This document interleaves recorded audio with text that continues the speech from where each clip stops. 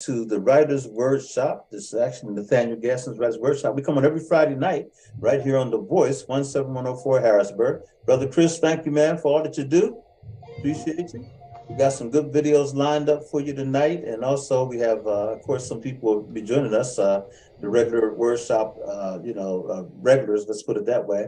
And one of the things we're going to start doing more of is, some of the storytelling pieces as well. We do a lot of poetry and a lot of, novels and stuff like that, which is great.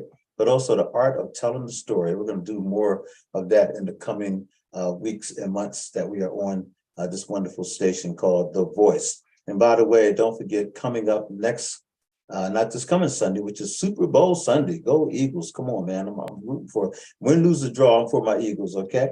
But anyhow, they're on the 19th, Sunday the 19th, we will have this wonderful program lined up for you. And it is a program featuring, the keeping persons who are honoring of keeping the culture alive.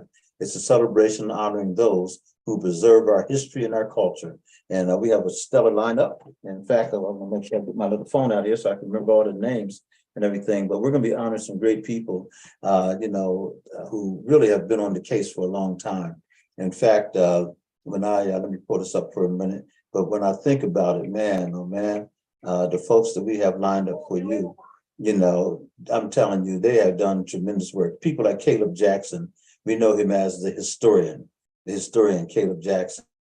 Mr. Jackson is, I don't know how old he is now, but I won't give out his age, but I know that he has been in this community for most of his life, if not all of his life. And he knows the history of this area, but also he just knows African-American history and history in general. So we're really glad to have him as one of our honorees.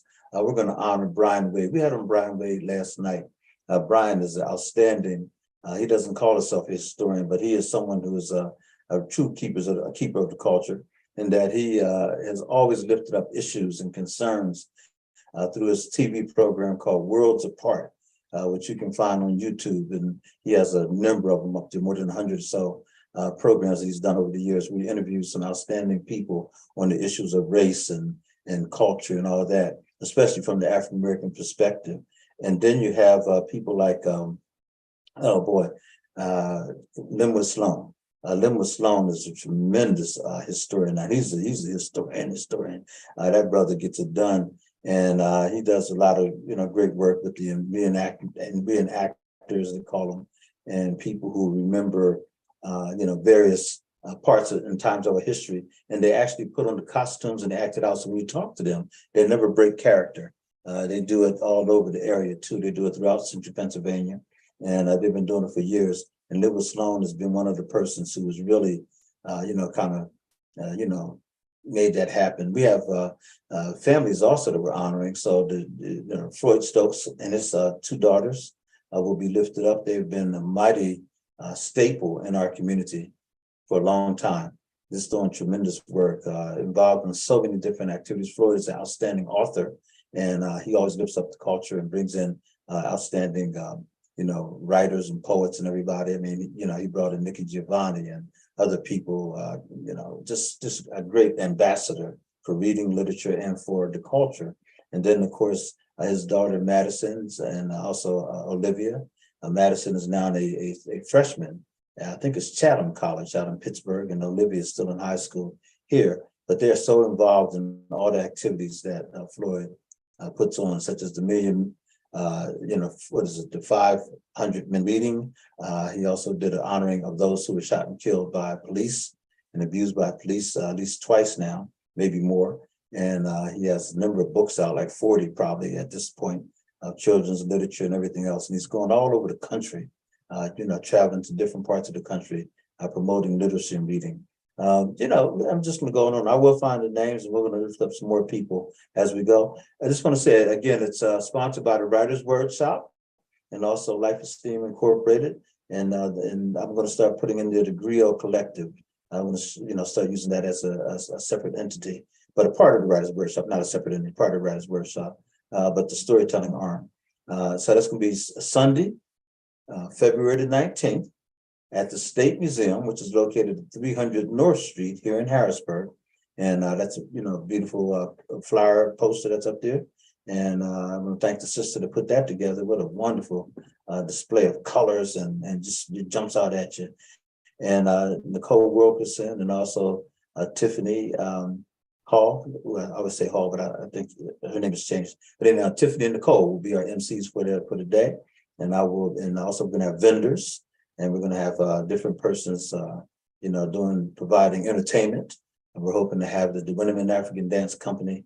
Hope to have, I think Dred Perky Scott's going to offer a rendering, and some poets and some dancers. It's just going to be a lot of fun.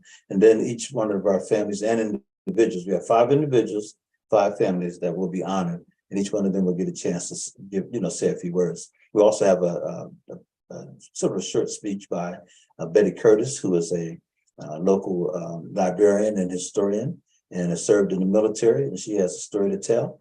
And also, she's a keeper of culture as well. We can honor her. And then also George Hartwick, Commissioner George Hartwick.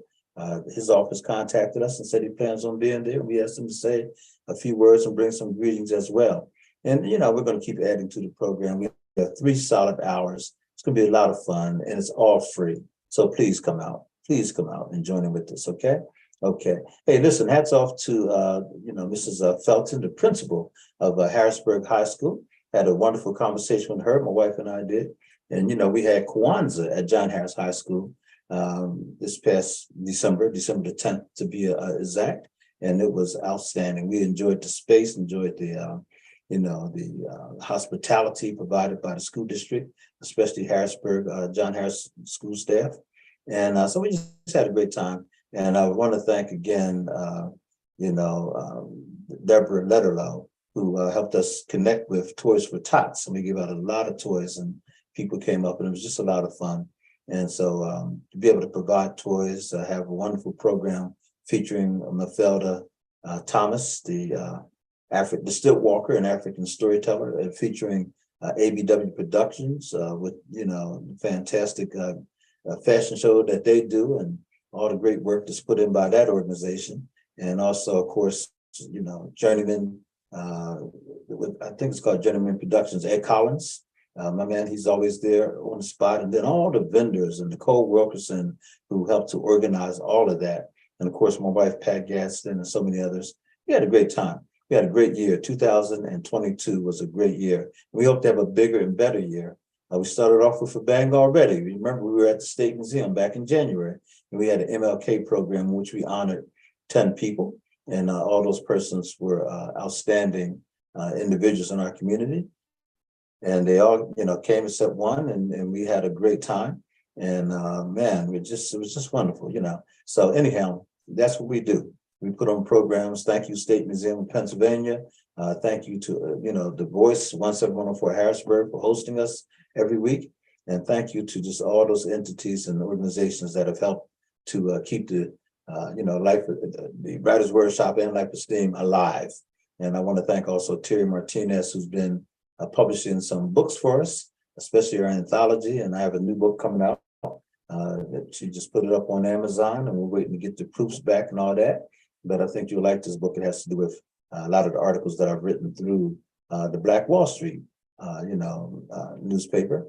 And I'm now putting those into a book and honoring those people that I was able to write about and lift up over the last year or two.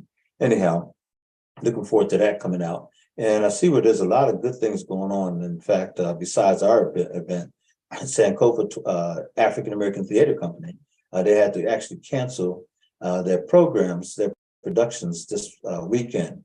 And they have a Friday, Saturday, and Sunday lined up. And due to illness, they sent out a notice saying that they would have to postpone the presentations and cancel all those this week. They have it at Gamut Theater, which is located on 4th Street, right between Market Street and Walnut Street in downtown Harrisburg. And it's a wonderful theater and wonderful production. Thank you to Sharia Ben and all the folks that are involved in Sankofa 21. And don't forget too that, they are going to have the last 2 performances for this 8th Ward, the 8th Ward 2, I think it's called. I might be wrong about that, but I know it's about the 8th Ward. And they'll have a production next Friday evening, and then also next Sunday. Next Friday, which will be, I think, the 17th, and then next Sunday, which is the 19th. We can't go on the 19th because that's when we're holding our program. But we may have to make some concessions here and see what we do about the workshop. Maybe get another host or whatever, but we'll see. But anyhow, the workshop will be here. We will be doing our program. Look at this. Isn't that a wonderful picture there? Man, oh man. Great picture. And is that the cast that's down at Gamut Theater right now? All right. Yeah. Okay. Chronicles. Oh, this is coming up. Chronicles, Voices of the Eighth. Oh, that's it. Voices of the Eighth. Chronicles 2. And look how colorful that is and everything. Everyone's talked about it. They said it's a fantastic production. And I was looking at the crew de Sharia right in the middle there. And man, I see a lot of familiar faces. Yeah. Good stuff. Great stuff. Thanks for pulling that up, Brother Chris. Yeah. The Gambit, the Sankofa African American Theater Company. Please support them. They're doing tremendous work. And forgive me for my little computer here. It kind of keeps messing up on me. Sometimes I fade away, I come back. I fade away and come back. But anyhow, yes, it's a good thing. And Sharia Ben and her crew, her board, and all of them, they've worked tirelessly to bring quality African American theater, live theater, to Harrisburg. So don't disappoint. You can see that a huge cast and production team.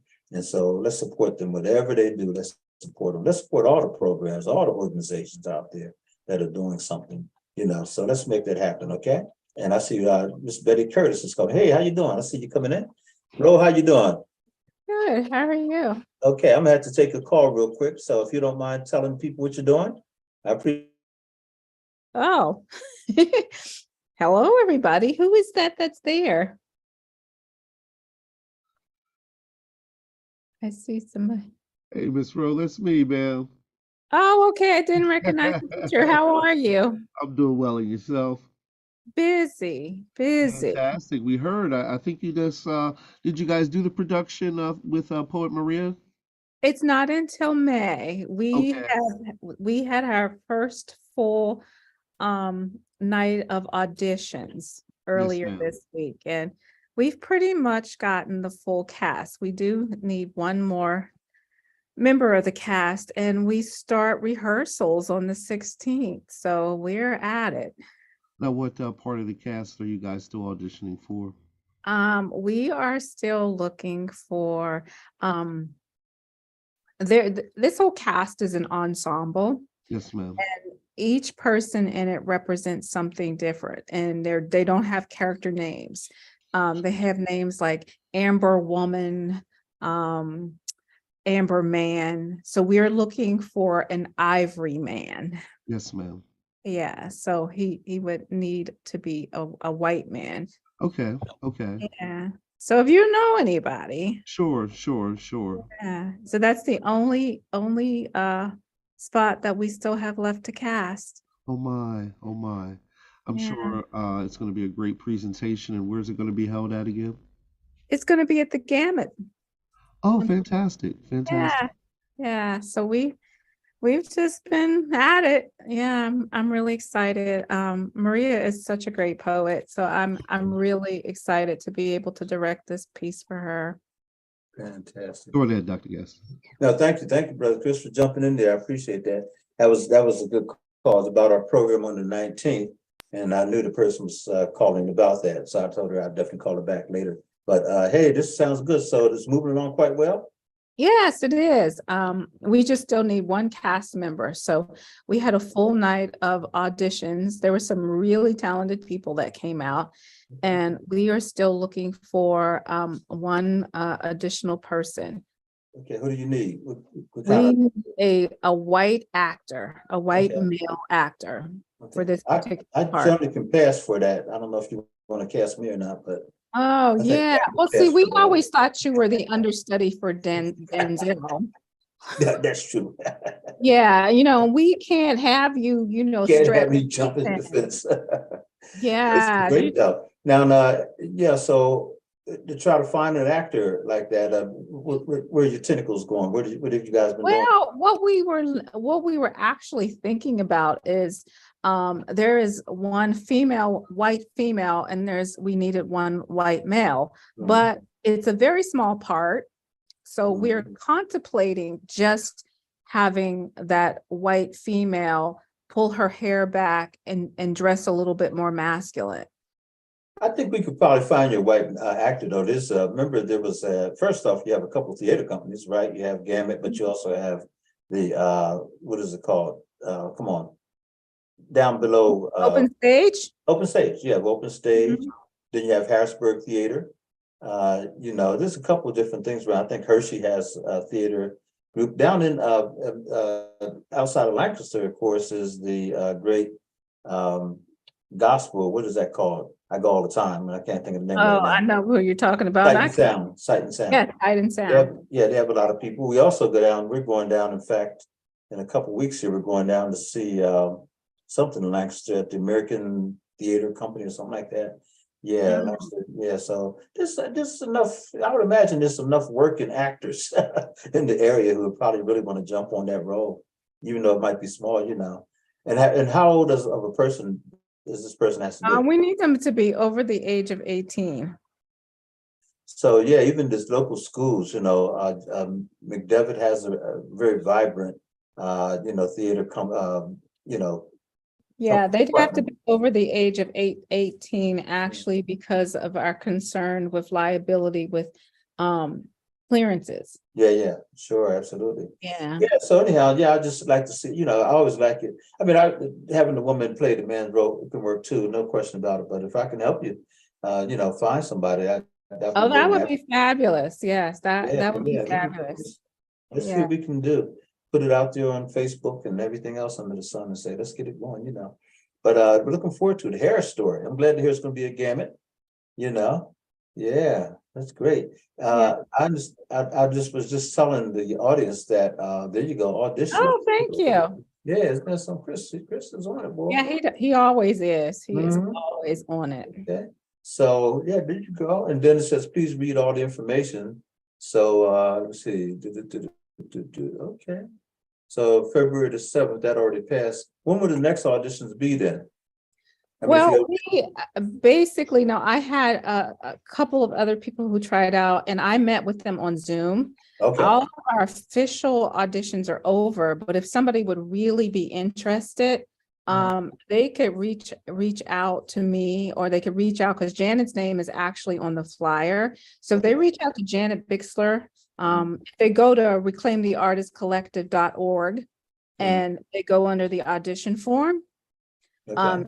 Janet's information is there and she is taking all their information and she'd get their information to me. And at this point, I could set up something with them over Zoom and have them audition that way. Okay. I got to tell you, you are purple, and also you're like half of you is on the screen, half is not. Oh, well, the purple is I'm upstairs. Yeah. We have this huge plant arch and Theo keeps this plant light on and the light is purple. Got you. Well, it's like I'm like some illuminary ghost. Yeah, you're very exotic tonight. It's all good. But anyhow, we're talking with Ro Brady, and she is, you know, a novelist, a poet. How's your book doing, by the way? By the way, did you know that? I think I hope it's not the same day. Oh, let me look at this here. I think it's either March or February. Okay, I got to find out. But there is a read-in with the AKA sorority. Oh, yes. I was talking to Karen Love. We were at the MLK award ceremony, the MLK weekend, and she had asked me if I would participate. And I'm so glad you reminded me because I told her I really wanted to because it had been since before COVID. I was doing it, you know, consistently every year. Yeah, so I'm gonna look her up real quick and see when that. Okay, this is the date on that again. It is Sunday. No. Okay, so it is okay. Now, why does as soon as I want to get something, everything starts messing up? Hold on. Oh my goodness. Oh, You don't know? You broke up. I couldn't hear you. Huh? You broke up. I couldn't hear you. Do you hear me now? Yeah, you're better. Okay, good. Yeah, my it's been acting up. Okay, February the 25th is Stilton High Spire Elementary School from 10 a.m. until 12:30. You know, so and it's going to be hosting an African American read-in on Saturday, February the 25th at Stilton High Spire Elementary School. And so I'm looking forward to being one of the authors. We are hosting an African American authors and illustrators showcase with 25 local authors and illustrators. And she said she put my name on the list. So I'm looking forward to it. That's always a great event. That's a Saturday. It's Saturday, February the 25th. I have to look at my rehearsal schedule because I really can't fit, too much in it with the production. I don't want to stretch myself too thin. No, absolutely not. Yeah.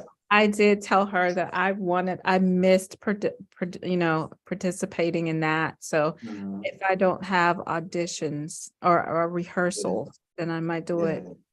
Well, it's 10 in the morning. So I don't know if you guys are rehearsing in the mornings, afternoons, how you doing it, but yeah. Because I know I have something also, but that's a good time.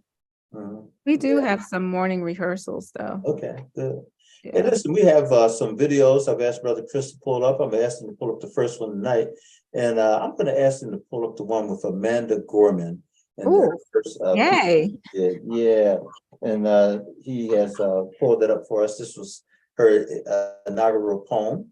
And so, Brother Chris, if you're ready to pull it up, I'd appreciate it. And someone asked me recently whether or not we could get Amanda Gorman to come to Harrisburg.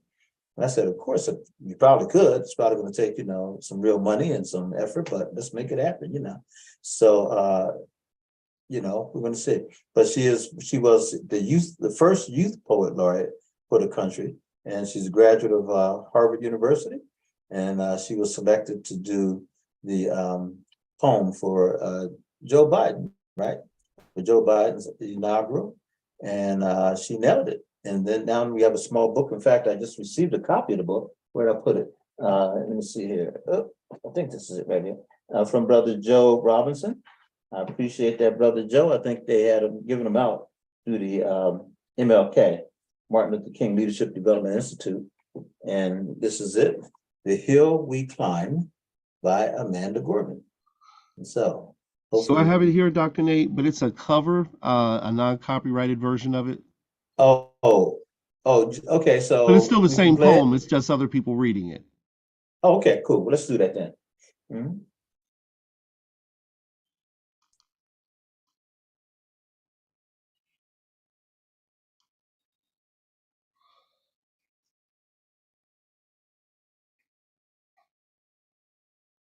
We will not be turned around or interrupted by intimidation, because we know our inaction and inertia will be the inheritance of the next generation, become the future.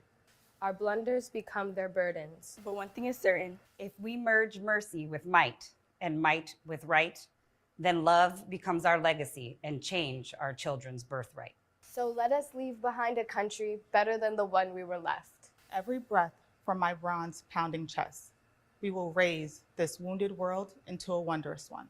We will rise from the golden hills of the West. We will rise from the windswept Northeast, where our forefathers first realized revolution. We will rise from the lake-rimmed cities of the Midwestern states. We will rise from the sun-baked South. We will rebuild, reconcile, and recover. In every known nook of our nation, in every corner called our country, our people, diverse and beautiful, will emerge battered and beautiful. When day comes, we step out of the shade of flame and unafraid. The new dawn balloons as we free it. For there is always light, if only we're brave enough to see it. If only we are brave enough to be it. Yeah, beautiful, beautiful. Wow. And that was a shortened version, Brother Chris? Or was that the entire poem? May have been a shortened version. I can see if I can find something different. I know a lot of it was copied. No, it was good. That was fine enough. That was really well done. I like the fact that they use young people to recite that. Yeah. I just wondered because it went kind of fast, but it's really powerful, the whole thing. And so that was good enough right there, man. Appreciate that. For the persons who don't know, Amanda Gorman is probably about, what do you think now? About maybe 24, 25. I don't know if she's even that old. She did that poem on January the 20th, 2021. Yeah. and it doesn't say an age in here that I can see.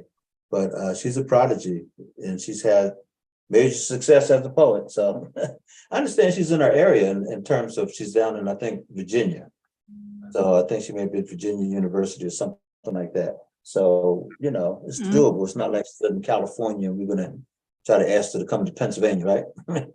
Yeah, so I have anyhow. a book blogger friend who lives in Virginia, Mhm. Ellen Sutter. She just went to go to an author's book event with the author who wrote The Yellow Wife, and that was a really good book. What's it called again? Yellow Wife? Yellow Wife. And I can't remember the author's name, but she came back. I've read it. It's written about the antebellum South. Oh, okay. Yeah, it was really, really good. Fantastic. Yeah. She You know, does- I just picked up Hulu. We have every streaming thing under the sun, but I never had Hulu. And I understand on Thursday nights, they're doing the 1619 project. I just watched that again. Did you watch it? Okay. Watched it for the second time. I got to watch it. Yeah, I haven't seen it yet. So is there like different series or is it just that one is one you know, like No, movie? actually it was divided up into two different sections. Okay. It's documentary style though. Yeah. That's what I love. I want to see that. It was Okay. really, really fascinating. Because she went out and she interviewed different people.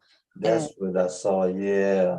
Mhm. Excellent. Really So I can get that if I go like on demand or something like that, or go on Hulu. I'm trying to remember. I think I did see it on Hulu. I had saw it when she first did it, when it first came out. Okay. And then I had missed so much of it. And I was just sitting around one Saturday and flipping through channels and came past it and said, "Oh, I'm watching this again."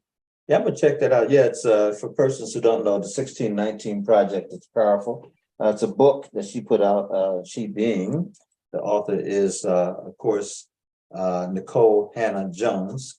This is the actual book, and now she has it in a video documentary, and everyone's saying it's really, really well done. So you know, whatever you do, check that out and everything.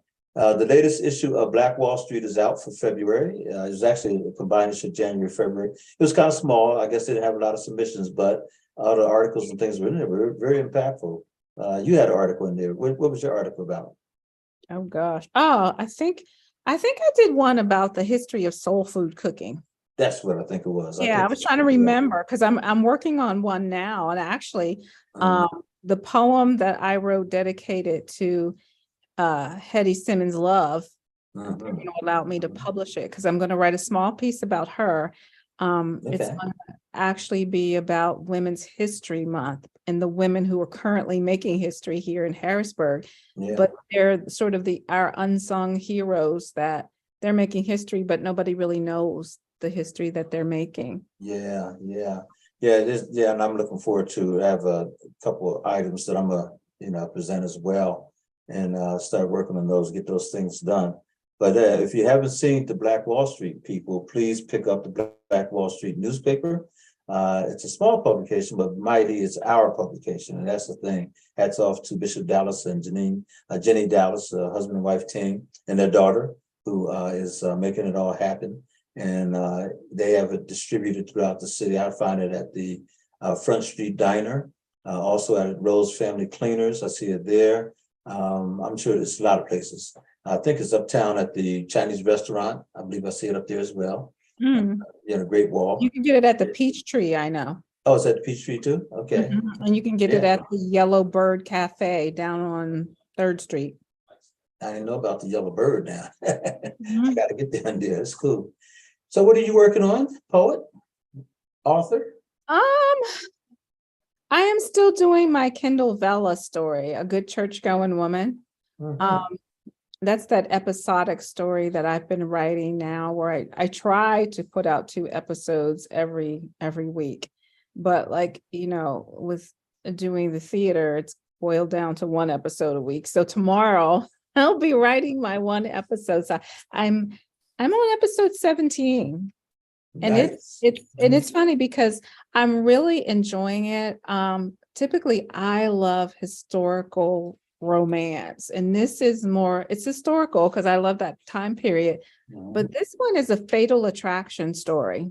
Oh, okay. I'll give you a quick synopsis.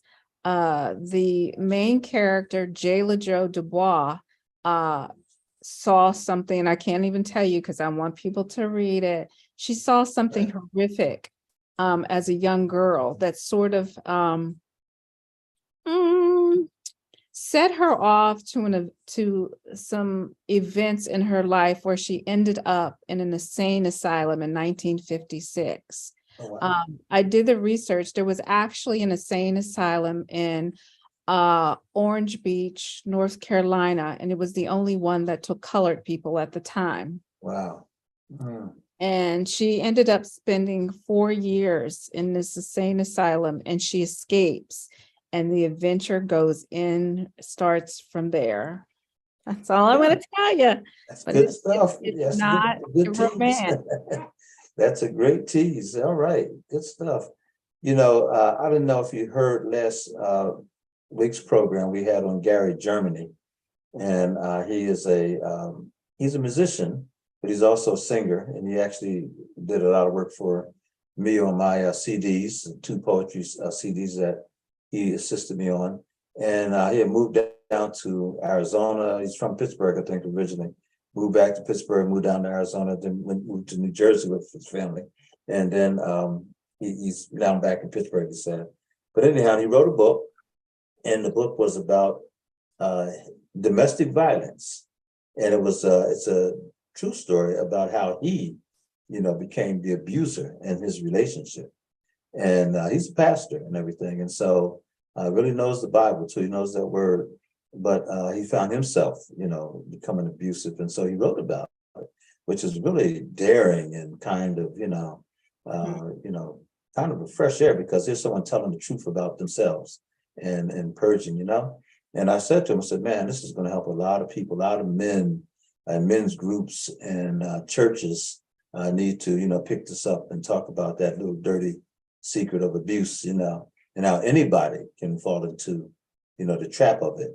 And so I really hope that he does, I'm gonna do as best I can to introduce him. I told him about a couple organizations that I think he would be great with. And I promised him I would try to get in touch with Derek James, because Derek James and Russell Goodman and others are putting on a big men's breakfast these days.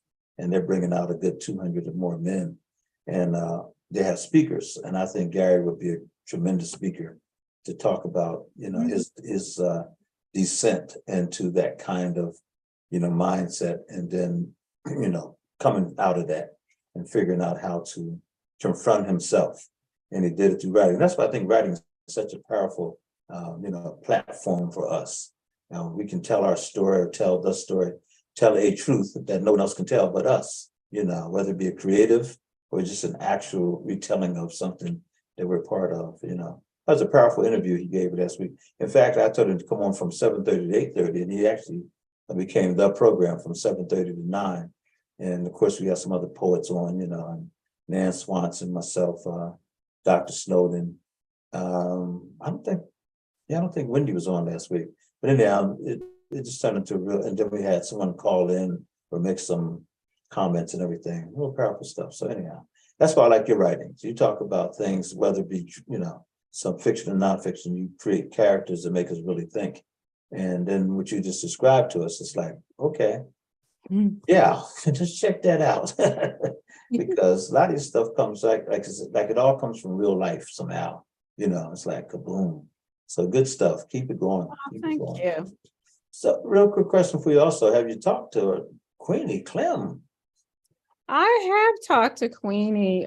She has had some technical difficulties with her computer. So she's in the middle of trying to get a new computer. Okay. Yeah, she was using her work computer, and then her computer that she does all of her book blogging on sort of gave out on her. So she's in the process. So she hasn't been able to get on because of that, but she's working on getting a new computer. Well, we may be able to help her. Tell her to hook up with you And there's a thing called computer ministry that Brother Chris knows all about right here in Mechanicsburg, Pennsylvania. And you can get computers that are pretty inexpensive. I think they're rebuilt, but they're real nice. And I'd rather you talk to Brother Chris, who can tell you all about that, because I know he's used their product. And I talked to the people myself, and it's a pretty easy, get. And we could probably get her something very inexpensively and then send it down to her and get her back up and running, Oh, I would definitely would love to know more about that, because yeah, it's her, it's an actual business for her, and it's an additional income for her. So she's trying to get back, where and tell she her was. that what we'll try to do is assist her in getting a couple, that way she can have a backup and that kind of thing as well. And so we'll talk to Chris about that. And Brother Chris, can you come on just one quick second, just to make sure I'm saying that right? Sure. I'm actually looking up the website. I'm gonna put it in the chat for you. Oh, thank you. Yeah, because I still want to use that myself. I had slowed down and didn't do it, but it sounds like she has a much more immediate need to. It's a second business for her, and it has not being able not to be, she can't really use her school computer because it's her school computer. That's but right. Yeah. business. Yeah. So, That kind of thing is not good to do. Yeah. Once her side. Okay. Okay. I'm actually gonna send this to her. Good. Can you put? Okay, you got it. You're in the chat. Okay. Good. Okay. Thank you, Chris. Appreciate it. Yeah. So I'm gonna look at that as well, because that's that's a great ministry. And I talked to the gentleman that I guess is the contact person over there. And you have to go online, I think, and make an application and all that. But you just do it, then they work with you. Yeah. But yeah, we got to get her going. And even though there may be something down in her area similar to this, but if not, hey, all it takes is to purchase it and then ship it. Yeah. That's indeed. Yeah, because financially, she said she just does not have the money to buy a new computer. No, yeah. And based on what Brother Chris showed me and told me about, this would be a good investment, inexpensive, but yeah.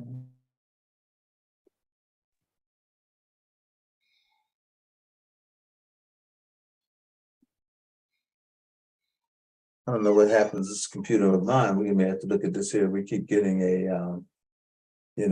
just kind of keeps going off and then coming back on. Now it has me looking all yellow. Yeah, it's like you're looking a little jaundiced there. Yeah, there you go. Yeah, John, that's it. Yeah. So, I'm gonna read a piece tonight, and would you like to read a piece as well? Sure. Okay, real good. There was a wonderful program put on by the World Affairs Council of Harrisburg, and they featured a few of us as poets, and then we had a contest, a competition that they held. It's an annual competition for poets and I'm gonna say storytellers, poets and storytellers. Is that correct? Yeah.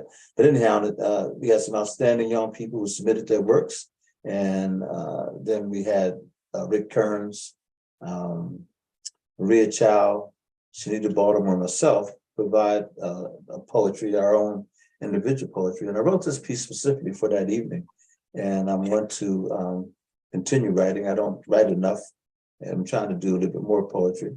But it says here, it's called "You Don't See What I See." And so let me read this piece, and then I ask you, Ro, to share as well. You don't see what I see. I see the dry eyes of Merrily Evers enduring the unspeakable with dignity. So those who wished him dead, Medgar Evers, her courageous husband, would not see weakness in her eyes. I see the photos of Ernie Sisto recording the 1971 protests of Negro, the National Economic Growth and Reconstruction Organization outside of the New York Times building.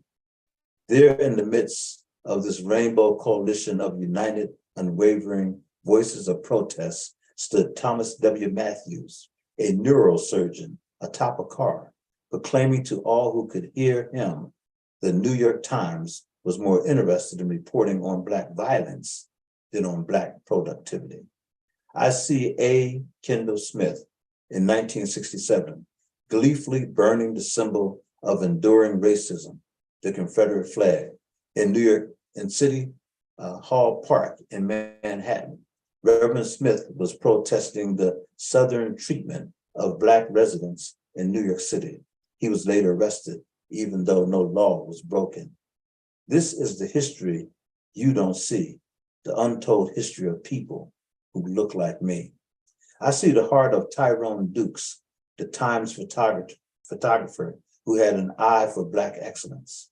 There, walking the sidewalks of Harlem, white skirts and blouses, white-headed coverings, sisters from the Nation of Islam, escorting young sisters in training to the Muslim school and mosque. Respect, intelligence, dignity, and purpose on full display.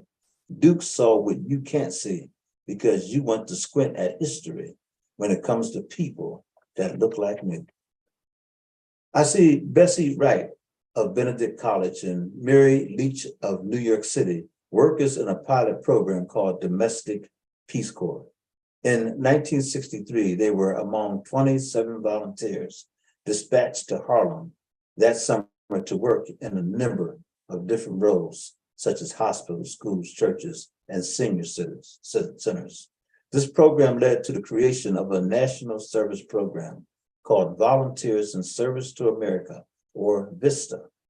American history, world history, Black history, call it what you want, because it's just history I see, the history of a people that look like me. Oh yes, people that you don't seem to see unless you are talking about poverty or slavery. And the greater tragedy just may be there are too many people who look like me, who only can see what you can see, who will always be what you don't see, and they don't even know it's a tragedy. My God, they don't know, not knowing their own history is a tragedy. In order to teach them, we have to reach them. And I realize if it is to be, then it's up to me. Do you see what I'm saying? Will you help me? Can you see what they don't see? It's all about our history. Harambe. That's my piece. I love that. Thank you. Thank you. Yeah, and it's funny because the school that I'm at now has not really done anything for Black history. Oh, where are you at? Which school? I'm at Harrisburg Christian. Oh, really? Okay. Yeah, and I don't know. The literature piece that I'm doing with my 7th grade class, I've taught it I don't know how many times before, and I'm sure you're familiar with Mildred Taylor's Roll of Thunder, Hear My Cry. Yes, Hear My Cry.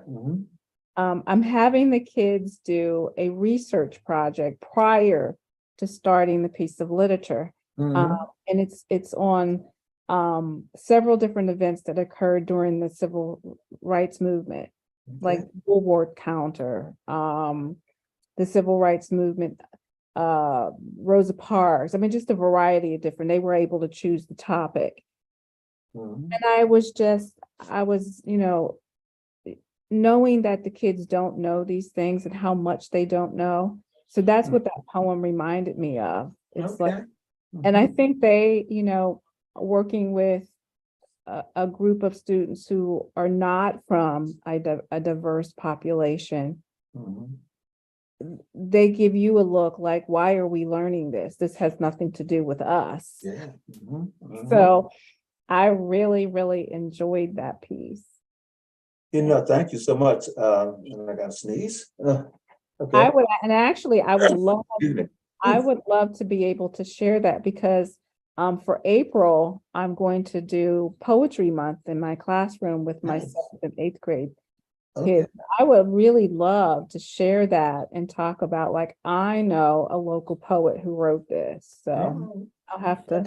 I'd be happy to let you, hey, listen, please, I appreciate you even wanting to share it. Thank you so much. Yeah, I want to do more poetry like that, poetry that has historical flavor to it, and and some good stuff. So we'll see. That's my goal. Yeah. So But yeah, thank you. My kids went to the Harrisburg Christian School way back in the day. And I actually applied to be a part of their board of directors. Way back when, I was actually interviewed and I won't tell the whole story, but it was interesting because back then, I have no idea how they are now. They're ultra conservative, very, very conservative at that time. And so when they found out that my pastor was a woman, they were like, and I mean, even the women on the board, there was like 3 women, I believe, on the board at the time. And then they all the first was like, hey, welcome to the board. Oh, what? We didn't know, And so they, kind of pulled that. And I tell that story because one of the things I like to do is always think about real stories and things that happen. I was doing my chaplaincy training, CPE training, and I was paired up with a young lady who was in seminary at the time. She was white, relatively young. I was young too, I guess, at the time. And so we would walk around in the hospital there. I think I don't know if we were in Harrisburg Hospital. I believe it was Community General Osteopathy, they called it at the time. And so anyhow, this one guy in particular, he just seemed to be really kind of standoffish and kind of whatever. And my joke to her was, I don't think he was too fond of the brothers. I think he was kind of taken back, And so he was kind of looking, Well, anyhow, so we stopped and probably saw him maybe twice in our, going around for about a week there.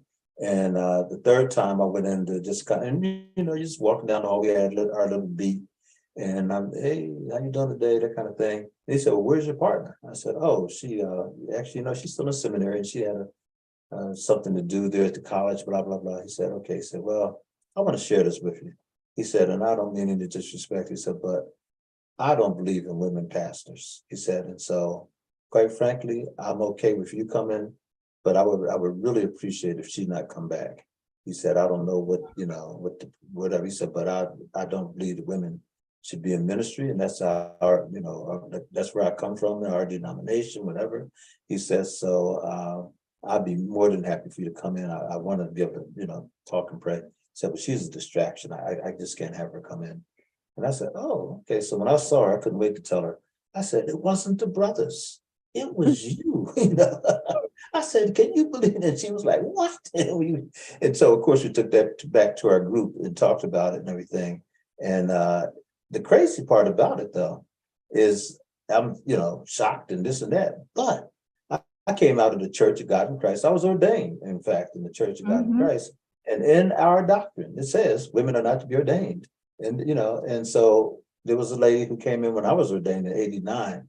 And I remember her coming in and she was a young lady tractor and she put her finger up and she walked in and she said, that's right, I'm here. That's right, I'm here, And I caught it right away. And I think everyone did probably, but Bishop O.T. Jones Jr. and my pastor, like I said, was a woman. At the time, he kind of opened up the floodgates a little bit. But then after he stepped down or was not able to continue on, they went back to that same. So it's kind of a universal thing. It's always been one of those battles. And I remember thinking, wow, this is something else. I want to write more about that as well. Women in the pulpit and how they have received and how they're still received or not, interesting. Yeah. And like I said, that was years ago with the Christian school and with my ordination, that was '89. But has the world changed that much? I just wonder, Anyhow, that's a whole other writing. Yes. Maybe I'll do an article for Black Wall Street. Yeah, that would be an interesting article. Misogynistic viewpoint of, guess the Christian religion. Or maybe we can knock our heads together and come up with a book, actually interview some people, Their perspectives and all that kind of stuff. You never know. That's yeah. I mean, where do we really stand? People always talk a good game, but okay.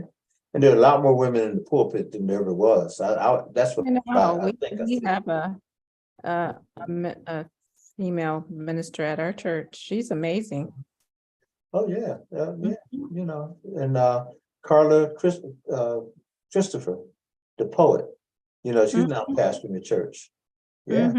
And she's dynamic, you know that. Oh, I can imagine, a poet and a pastor. Oh Woo. my goodness, she can go. Yeah, because I've heard her. She's amazing. She's amazing. She's a very bright lady, very committed to everything she does. Great personality. Yeah, so I wish her the best. And I see her on Facebook. I still follow her, Yeah. Hope she hasn't abandoned her writings and poetry because she was phenomenal with that. Yeah, she is. Yeah. So did you have something you'd like to share, writing wise? Sure. I'm really thinking about when I find the time of doing another poetry book. I think I have enough now. Okay. I used to write poetry crossing the Walnut Street Bridge. I'd start walking across the bridge, and by the time I got to school, there were just these thoughts that were always just flowing through my head. And as soon as I walked in the door, I'd go up to my little cubby spot, and I would sit there before class started, and I would write. And one morning, I was walking across the bridge, and right as you get to the end, there's a little area there where there's trees, and there's the end of the bridge where a group of homeless people would sit. And one morning I got to the end of the bridge, and there was an elderly Black man sitting there. And we just had a very, I don't know, I call it serene encounter. He looked at me, and the sun was just coming up. In fact, it was still a little like orangish yellow in the sky. He looked at me and smiled and said, "Good morning, love." And I said, "Good morning" to him. But it was just such a neat encounter, like most people don't talk to homeless people, but I've never met a stranger. So I wrote this, and I wish I knew his name, but it's called Good Morning, Love. Like it, yeah. His hold on the world is not as elusive as we think. There's a knowing that I see. Those lines he wears gently around his eyes tells me there were days when the bitterness of life did not blow the cold winds of despair, poverty, homelessness, and hunger. I can only imagine the younger version of this saintly soul, one where pride struck itself down the street boldly, and there was no shame or sadness in the line he laid down to all the sweet brown mamas that crossed his path. Another glance, a second thought, and a deep breath only holds those memories loosely in his hands. The strong breeze of hard times, lost wages, and love gone wrong blows them freely from his grasp. He sits on the end of the Black Bridge now, no home, no way of showing his worth. Black, old, homeless, strain on society. These words thrown on the wall like white paint, pictures we don't fully see, sitting now, bent but not broken, holding onto a black trash bag, toting his belongings and wares along the darkened streets like broken pieces of Black soul. He smiles, his eyes twinkling like burnt, forgotten ambers that may have once reflected the light as father, brother, or son. He smiles again as our paths cross over the Blackfoot Bridge. He whispers these words, "Good morning, love." That's beautiful. Yeah. And I can picture everything you're saying, you just painted a picture for us, right? Beautiful. Welcome, Wendy. Thank you. Thank you. Hey, Wendy, my long lost sister. I know. Now, Ro, do I have like new special powers, or is there an aura around you, or? Oh, I do have a glow downside. I was like, wow. I'm upstairs tonight, and my husband has this huge plant light, and we have this arch with all the plants. So the plant light is on, and I forgot it was on. So when I sat here, it's this glow. Yeah. Okay, well, I'll just stick with my first idea that my superpowers must have come in and I can see your glow and your aura. I Well, stick with I that. like that. I like that. I'll I'm go. looking at your fingernails, Wendy. It looks like it matches matches the robe. I mean, check them out. We got all Great kinds minds of think colors alike. going on. Yeah. Yes, yes, great minds think alike. So here, let me make a couple quick announcements. Wendy, I hope you're going to read something for us tonight. Absolutely. Okay, so the program that I do on Thursday nights, I've been calling it self-care, and I've interviewed some folks and this and that. But actually, I think the theme is going to, well, not think, we're moving it to the Griot Collective. That's going to literally be the title of the. Oh, come on now! Hey. We just talked about this evening. The brother threw it up. I like that, Chris. That Minister Chris is something else. Yeah, I'm telling you, man, no question. And that's nice. That looks good. I really like that. Don't I look more and more like Denzel? Tell the truth. Yeah, I Come was on going now. to say that. I thought it You was gotta squint. Denzel. You know, you gotta squint a little bit, but you know. Yeah, I like it, Chris. Thank you, man. That's beautiful. Denzel. Yeah. Yeah, I see it. You see it and you squint? Okay, I got you. Well, listen, here's the thing though. I want to feature more, it's going to be about our culture, and it's going to be about history, you know, African-American history and culture, that kind of thing. But I want to bring on writers like yourself, you know, to be guests and others, you know, because I want it to be a cultural experience. And I love the writings that both of you present. So here's the other thing that I'm going to announce, and that is I want to create a performance arm of the Writers' Wordshop that will be called the Griot Collective, that will feature storytelling, poetry, and you know, the kind of banter that we can enter into just about issues and stuff like that, and really begin to market this, if you will, to our local colleges and universities and other places. I really think we have something to say, and I think our writings and our poetry and everything, you know, could be, and our storytelling could be powerful, and we can stage it. You know, we can really stage it where it doesn't take a whole lot of work and props and stuff like that, but we could have our props we carry with us, you know, whatever, and have a presentation that go anywhere from 60 minutes to 90 minutes long and really engage college students. I think it's a slam dunk. And also I got a couple calls from other people who are with different agencies, and they're looking for this kind of presentation, not just around Black History Month either, because we could do women's history, we can do, you know, fatherhood, motherhood, we can do all kinds of things just based off of the Griot Collective. And so, and we're going to be very selective as to who we invite in. You know, I don't want anybody who's going to try to tell us that, you know, oh, well, it shouldn't be called Griot because something else. I done heard that story enough. I ain't even listening. My ears are closed. It's called the Griot Collective. Okay. And not only that, everyone, we want you to bring your own authentic voice. You don't have to bring up anything, just bring what you currently bring. And then we just meld it together, and it's going to be, we're going to make something hot. So I would like you two to be the first members of the official Griot Collective of the Writers' Workshop. If you so, you know, so, and then, you know, we're going to really market that and go out after, you know, some venues that we can present. Okay. So can I have like a Griot Collective t-shirt? No, I'm serious. We're going to do that. Absolutely. Yeah. In fact, I just talked to a person who said that they're hooked up with a company that does all that. And they said they just, do, you know, once they discovered it, they do it. They're out of Florida, but they're so good. And they just, boom, produce stuff for us. And then my daughter-in-law, she's doing all kinds of stuff for her company called D&D Journey. And she's producing cups and jerseys and this and that. I don't know. I haven't talked to her about who she's using. So I would love to see us have Griot Collective shirts. And, you know, even have our pictures, like your picture that what Chris just put up, that could be your picture. What Chris just put up, that could be Rose's picture. So, so we could have, you know, different, the Griot Collective's logo sing, you know, but with different, you know, members being highlighted on the various shirts and stuff, you know?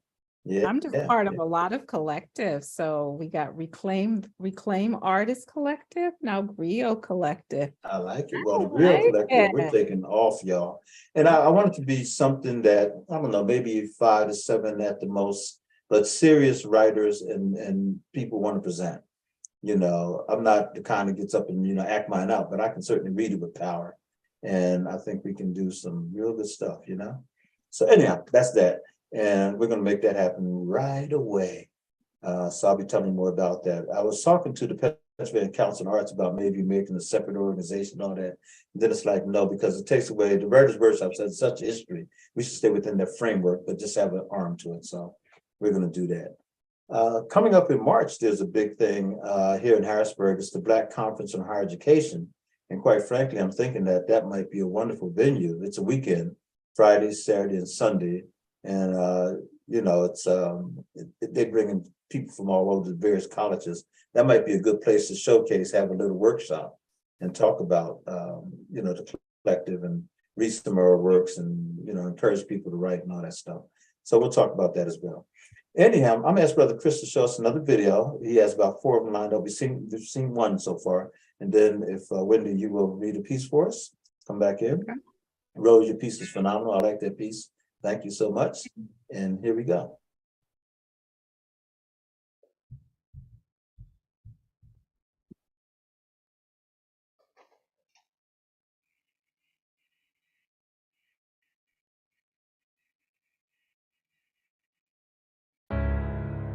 When day comes, we ask ourselves, where can we find light in this never-ending shade? The loss we carry, a sea we must wade. We've braved the belly of the beast. We've learned that quiet isn't always peace. In the norms and notions.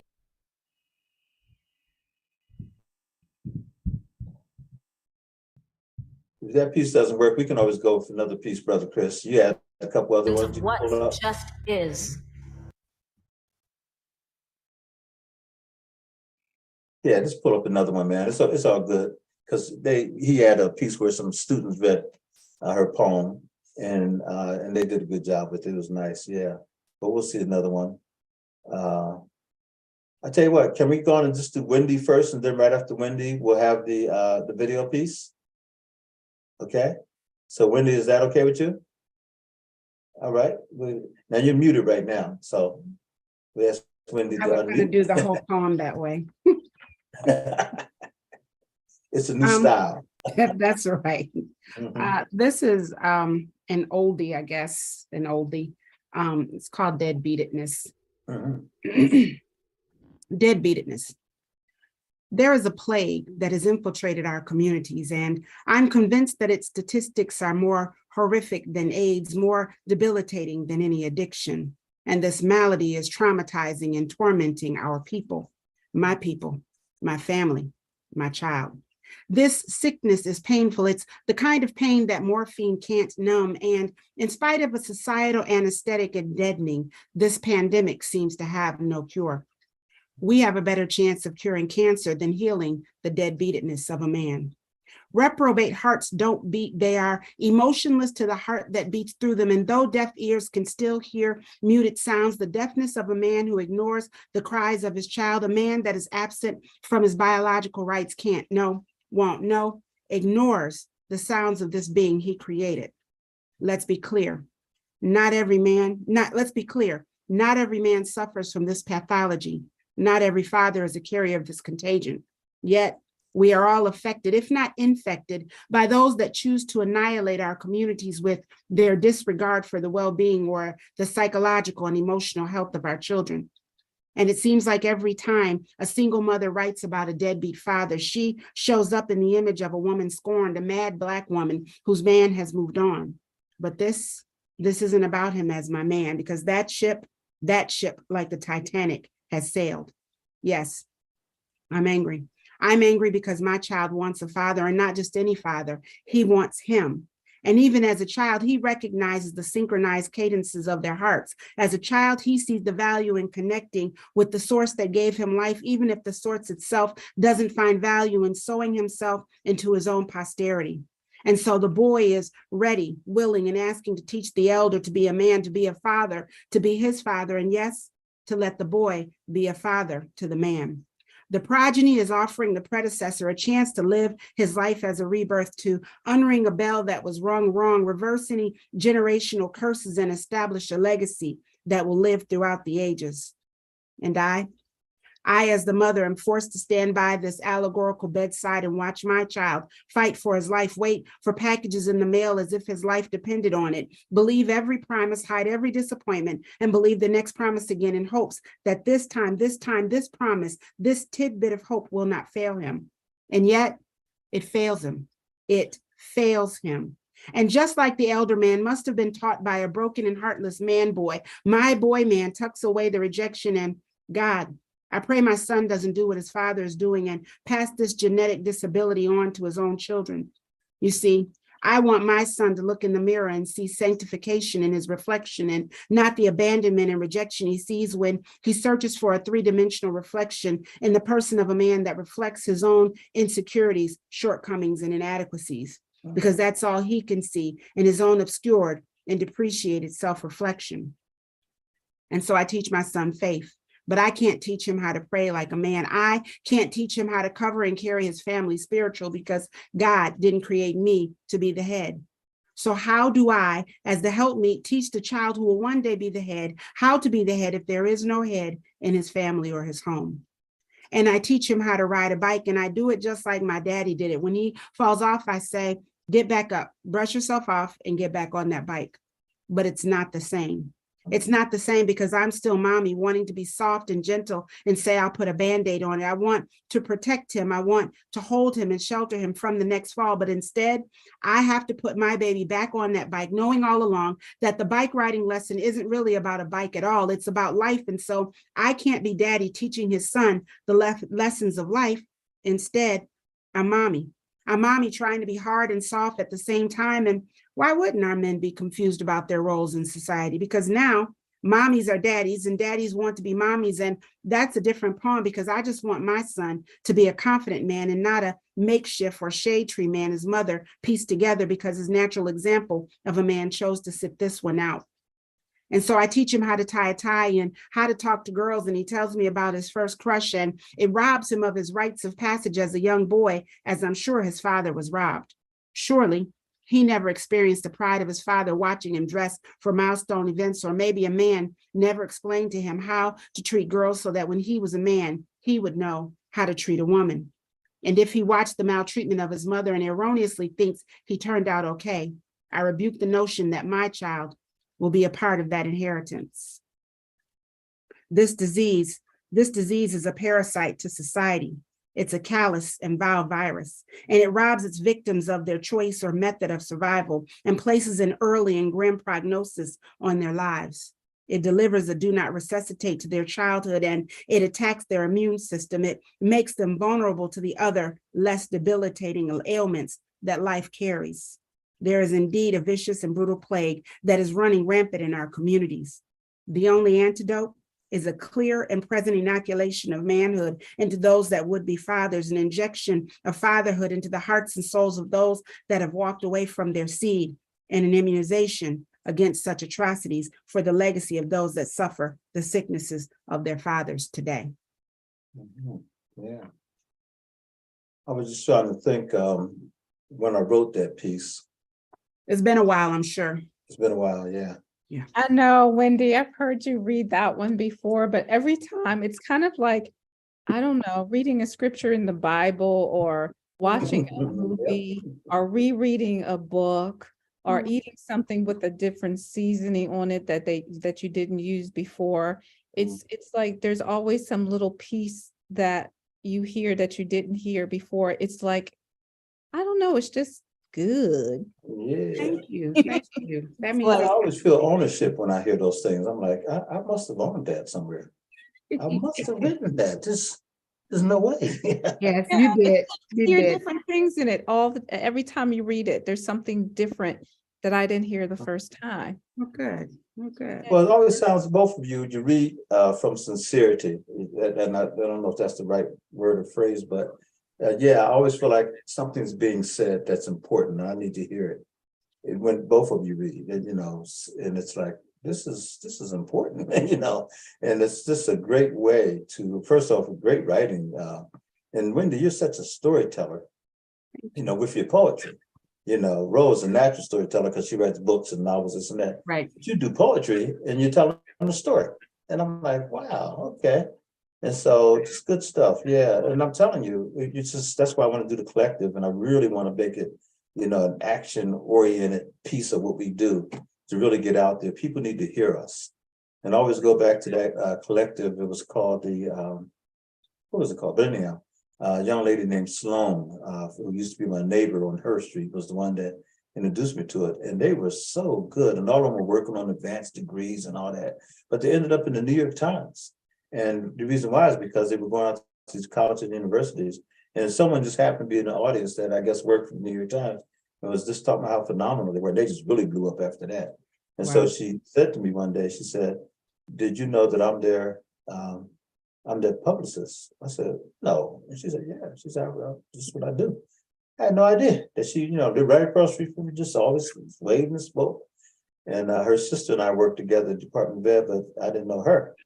But anyhow, that group took off. We can do the same thing. I think if people hear you, they'll be like, "What? You guys are phenomenal. You really are." And I just want to be in your presence. Just carry me along. Just put me in the middle and hold my feet up off the ground. Just, here comes Nate too. He's in a wheelchair, but have mercy. Here he comes. Here he comes. We just carry him along with us wherever we go. Is he still breathing? You're going. But anyhow, listen, this is good stuff. I like it. Brother Chris, can we come back to you now? And if you could show us a video, and it doesn't have to be Amanda. I mean, we got some other things. I want to run out of time. We got some other things you can show my brother.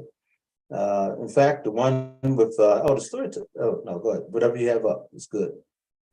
Day when the glory comes, it will be ours. It will be ours. Oh, one day when the war is won, we will be sure. We will be sure. MLK had the dream, but never got the chance to live it. See, one man's imagination changed the course of an entire nation, and one woman's determination left corporations in frustration when Rosa Parks rose up and decided, today I get to choose where I sit. I won't stop, I won't quit till I freely exist. Harriet Tubman recognized that freedom was a gift, and by any means necessary, she was gonna have access to it. Access to doors you deem me unqualified for. Barack Obama defied all odds for sure. See, Malcolm X taught blacks the power of their identity. Although some of his teachings may have caused some controversy, the message was clear. I will no longer be silenced by fear. Maya Angelou's pen pierced the hearts of many men, women, children, all the same, advocating for change. Al Sharpton, Jesse Jackson, still demanding actions be taken, because black lives is not for the taking then nor now. Will we bow to your idea of truth? Sojourner Truth spoke her truth, ain't I a woman? Madam C.J. Walker, from poverty to entrepreneur. Frederick Douglass, from chain wearer to a chain breaker. George Washington Carver, Thurgood Marshall, Booker T. Washington, Jackie Robinson, Michelle Obama, Kamala Harris, Oprah Winfrey, Tyler Perry. Moral of the story: there is glory in your history, and it's not only a month or a thing of the past. Black history is what you make every day with what you do on your path. So make the best of it. Give this world your black history and be proud of it. That's nice. And very, very nicely, framed in a sense. She looked beautiful. She had the rich name. Very nice colors, everything. The music went, the flow went, the look, everything flowed with it. It was very nice. It sure did. Yeah, yeah. And she sounded like my boy, the singer, what's his name, who made that song? I know Common did the rap. Common, okay. Yeah, but who was the singer though? John Legend. John Legend. Yeah, yeah. He has a unique style, that kind of, He does. He does. Yeah, so excellent. So Wendy, Ro and I were talking about, things coming up and all that. Oh, by the way, are both of you, or either of you, available for February the 19th? At the State Museum when we do the, honoring? I will be at the State Museum. Thank you. I will Will you be willing to read? Are you going to be a vendor? Course. I'm going to be a vendor, and I'd like to read too. Okay, excellent. Thank you. How about you, Ro? I have to check the rehearsal schedule. My whole life revolves around the No, rehearsal there's schedule. no question about it. I got you. And because look, Yeah, we so want it to be good now. You know, we Yeah. show up. We want that bad boy to be good. I know. Yeah. So if I'm not, and I'm not like too crazy, pulling Yeah. my out as the Yeah. director, I probably could make it. Well, I'd love to have you, be able to sell your books and that kind of thing if you wanted to, and yeah. So. Yeah, I'm excited because I'm going to be have 4 days worth of selling my books at the production. So I am saving my that little is great. bucket to get a bunch of books. Oh no, how about that? Yeah, that's good. That's Yeah. good. Yeah. Good for So you. Yeah, that's excellent. So, Wendy, what's going on in your world? Anything that you would like to announce? Any upcoming Black History events or anything that you're doing?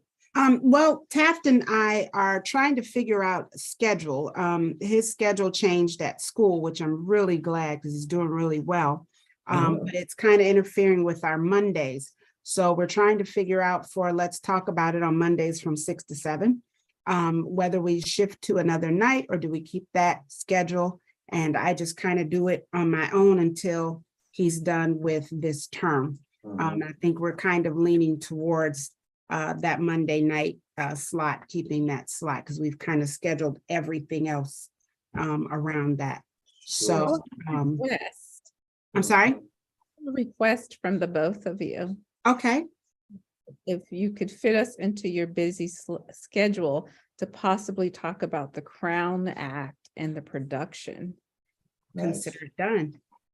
Absolutely consider it done. Yeah, very easily, very easily. Minister Chris, write that on our calendar. So I would love to have you all come on and talk about it. So we're still we're still doing that. We're still trying to figure out how to keep that going. I have a really wonderful opportunity towards the end of the month to go to the African American History Museum in DC with the thriving communities that through Messiah College that we're doing. So we are actually halfway through the program, the cohort of thriving communities. And so I'm really excited to do that for a weekend coming up. Oh, excellent. Yeah. I'm glad you mentioned that because we keep talking about going back down. I've only been once. Pat's been a couple times, and I need to get back down and see it again. Because you can't see it all in just the one time. I mean, we were there for a few hours on the bus trip and all that. I need to go down and see the entire piece by piece. Yes. Yes, I'm looking forward.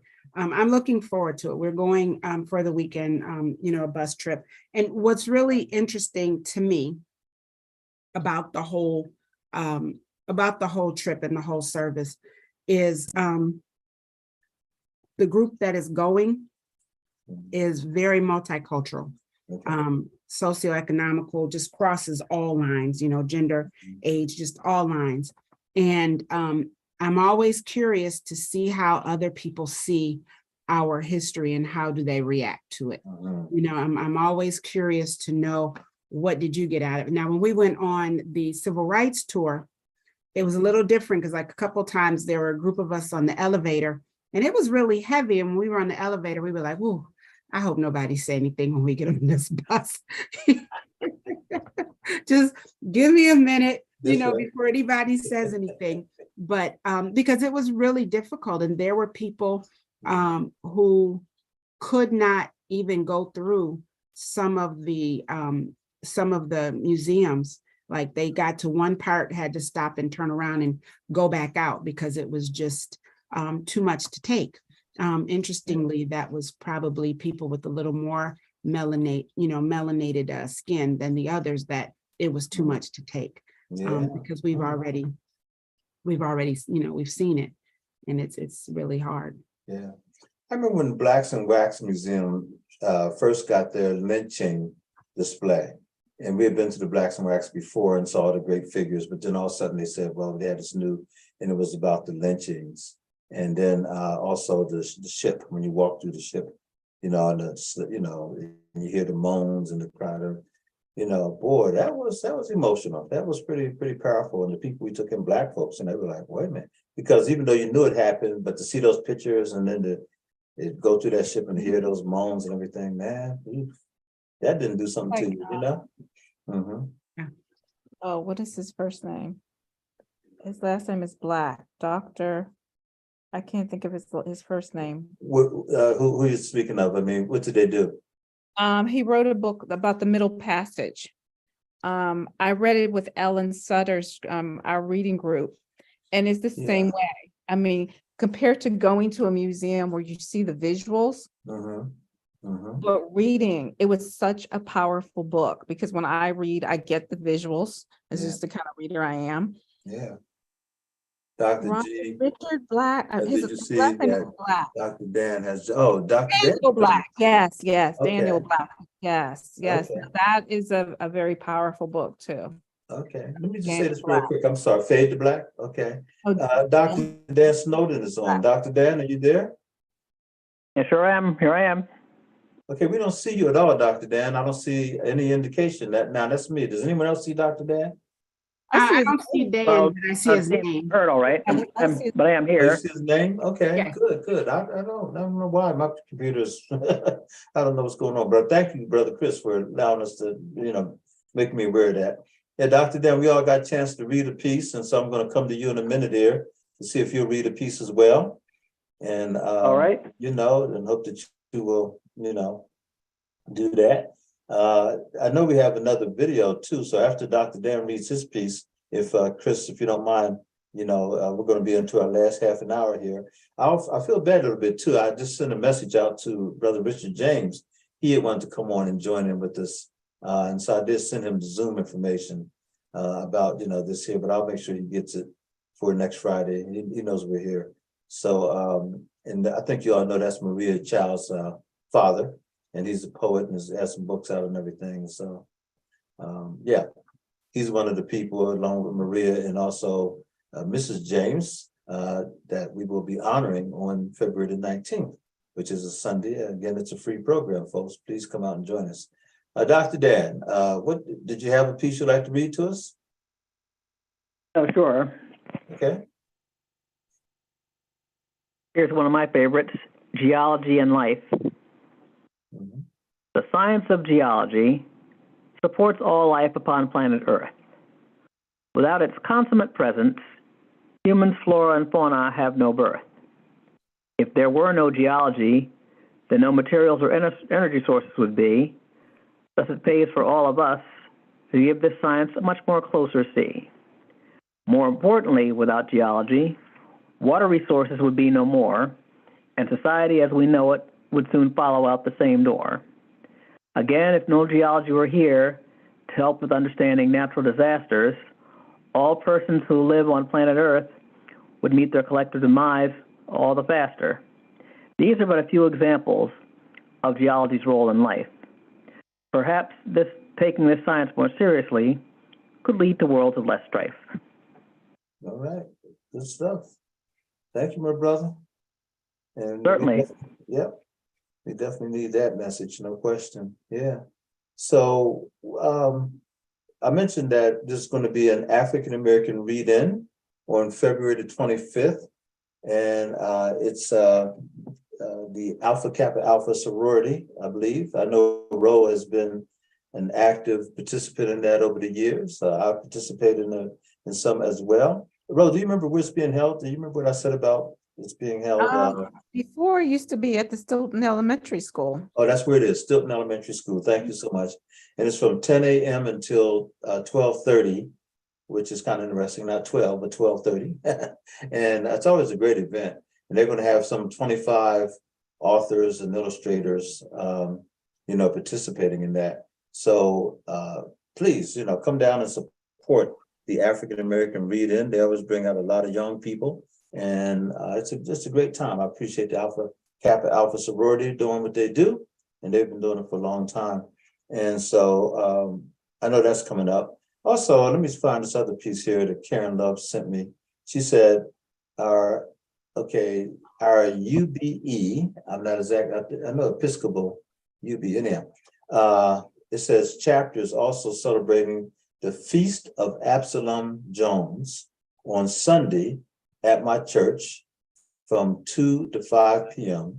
It says we're having giving out the Dr. George H. Love Youth Awards for the students who entered our Absalom Jones contest from 2 to 3, followed by an agape meal at 3, and an evening song service from 4 to 5. So some of the students that we have worked with, like Janice Baldwin, will be receiving awards. So this is great news. This is their church is located at, I think it's like 315 Seneca Street. It's the St. Paul's Episcopal Church up on Seneca Street, right off of Seneca and Green. And I understand that Bishop Baxter, Nathan Baxter, is the current sort of like interim pastor there until they hire a new pastor. And if you don't know who Bishop Baxter is, you need to know his history. His father, by the way, was Belgian Baxter. He was one of the first poet laureates for the city of Harrisburg. And the Reverend Belgian Baxter was my inspiration, among others, to become a poet. And he, in 1968, came into William Penn High School when we were having a riot. And he was one of the voices that got on stage and tried to, calm everything down. And he read some of his poetry. And I remember him saying this was poetry from a foxhole, that he promised God that if he got out of that foxhole, and I think it was the Korean War, he said that he would turn his life over to Christ. And he started writing poetry and, doing God's service. So anyhow, Nathan Baxter is his son, along with, he has 2 other brothers, and they're all distinguished people. But Nathan Baxter also was the dean of the DC Cathedral down in Washington, DC, and he used to do the national sermon every year around Christmas time for the nation. And also he presided over funerals. I believe Thurgood Marshall and one of our presidents as well. He was the one who gave the eulogies. So Nathan is just a very dynamic gentleman. And one day we need to get him on the show. He should write a book because he has a lot to talk about. He was very good friends, by the way, with Desmond Tutu. In fact, when he was ordained as a bishop, Desmond Tutu came and did the service from South Africa for Nathan Baxter. So that's who this man is, and this man is quite a man. So anyhow, that's who that is. When his father died, when Belgian Baxter died, we did a tribute to him at the Writers' Wordshop at the neighborhood center at 3rd and Kelker Street. There was only 15 of us. It was a hot summer night. I mean, it was blistering. I sent a message down to his DC Cathedral. He was in Washington doing Thurgood Marshall's funerals, people like that. And he literally, with that late minute notice, got in his car, drove himself from DC to Harrisburg, sat down for 2 hours from 7 to 9, sweltering heat, and listened to us read his father's poetry. He thanked us, got back in his car, and went back to Washington. I'll never forget that guy. Anyhow, so, whatever we do, I like to maybe check that program out on Sunday there at the St. Paul's Episcopal Church, 315, I think it's 315 Seneca Street in Harrisburg. And of course, we should know who Absalom Jones is. I'm not going to get into all that, but a great Black history program is in store for us. And we'll be honoring some young students who wrote, and won the contest. So having said that, is there anything else anybody wants to lift up, or do you have another piece to read? Because we do have an audience there in Facebook land. I hope each one of you will pull up another piece to read. And then we'll end up with one more video for the night after we have a reading from our Griot collective members. And then I have one. Lizelle Yeah. is, I don't know if you can see, but Lizelle. Oh, there. Hey, there she goes.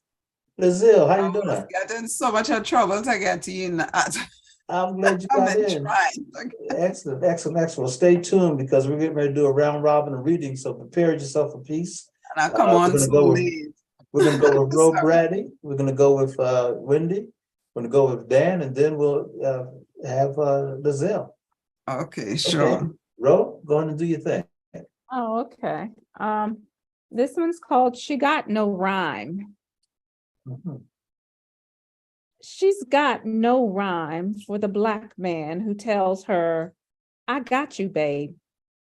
What she wishes you had was 2 pennies in your pocket that rubbed together like good black magic and fed this hungry child, sucking at the breasts of disappointment, forgotten promises, and past deadlines of rent due, please. She got no rhyme for coming to school and sitting on the playground bench because they said her youngest son is acting like a fool, and that's just not cool. But what they just don't know is there's not enough of her to go around. She's busy stretching $1 and putting bread and butter on the table to have paid attention to when her life became so unstable. She got no rhyme for why all these struggles have gotten her down. She lost her crown and the world forgot she was a queen without a kingdom. Just unpaid bills and not enough meals to feed empty bellies of those she's given birth to. She's got tears that go way beyond her years. She's cried plenty of tears because she's left empty without rhyme. Go ahead. She got no rhyme. I like it. That's why this collective is gonna be off the chart, y'all. We're gonna be kicking it out there. I'm telling you, nice piece, bro. Thank you. Thank you. All right, Wendy, noche onye. I just gotta say it every now and then. Noche. I don't mind. I like it. I like it. Yeah. I wanted to share really quick. I was really pleased. Now I've got to find it. Minister Reverend Goodman, Russell Goodman. Yes, yeah. So a couple he purchased my book at it was the Black History program, I think at the Harrisburg Civic Club. Okay. Or I think that's what it was, but he purchased my book then. And he sent me an email, and I just wanted to share it. It just touched me, but he quoted a piece of one of my poems. Disharmony lends its color to my ink. And then he said, and my God, what ink? Throbbing, aching, painful, vulnerable, and wide open, nothing hidden, and honest, brutally so at times. Enjoyable? ? Yes, quite often. In the way that a reader enjoys a felicitous turn of phrase, there were those, but mostly in the way that one feels privileged to get to know someone else whose guard is down and they're self-revealed. Thank you. Russell Goodman, Pastor. Brother Russell's an attorney. I told you. Yes, indeed. And now, when you said the felicitous turn, I'm like, yeah, okay. Now, wait a minute. Is that Nan Swanson? Yes. Nan, how you doing? I'm doing great. You rocking a new look tonight. What's going on here? Well, I just came in the house. Why is it? It's an echo. Yeah, that's you. Is that me? Do you have your? You're in two places. I'm in two places. Yeah, you're logged on. We see your name down there that you're logged on in one place, and then you're on camera. So did you call in and log in? I don't know what I did. It was giving me problems, so I had to do something twice. I don't know. Well, if you take one off, or just turn one down. I don't know if you can turn it down and then turn it down. Let's see. I can. That's okay. Now you muted yourself now. Yeah, you're muted now. Can you unmute? Yeah, but I don't know how to get that echo out. Don't worry about it. You're good. Yeah, but you're good. We only have 15 more minutes. So. I know. We can stand the echo. So let's keep on reading. Up next is. If it's okay if Dan goes before me, I'm looking for. Oh no, you didn't read yet. That's right. I'm sorry. Yeah, I didn't. Just get me and go to Dan and I'm looking. There we go. You sure? Yes. I was looking for a particular poem. If I find it, then that's fine. But let Dan go. Okay, Dan. Okay. So we're happy to. I'll run interference here for the moment, and I'll do the dream situations. Okay. All envision their dream situations where everything in the world is just right. They can come at just about any time, more often appearing out in plain sight. Dream situations can take many forms, as varied as humanity itself, work, leisure, and of course relationships, or any other subject on the shelf.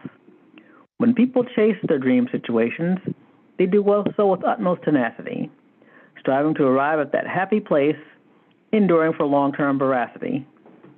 Dream situations never come easy. They require both vision and attitude. With all pieces falling into place, possibilities have more latitude. So bring many ideas to forge a path, crushing all obstacles underneath one's heel, arriving in triumph, daring to show that sustained dream situations are real. Fantastic. Go ahead, man. Good rhymes, man. That's a good piece. Now, and I see Rose playing Ghost tonight. She keeps appearing and disappearing. Like,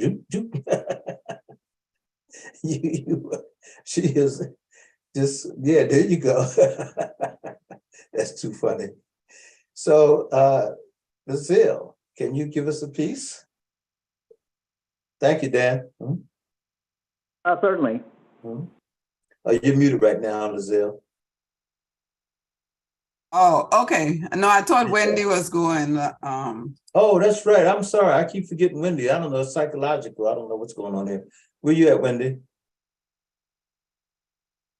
Is she still there? No cheery on yay.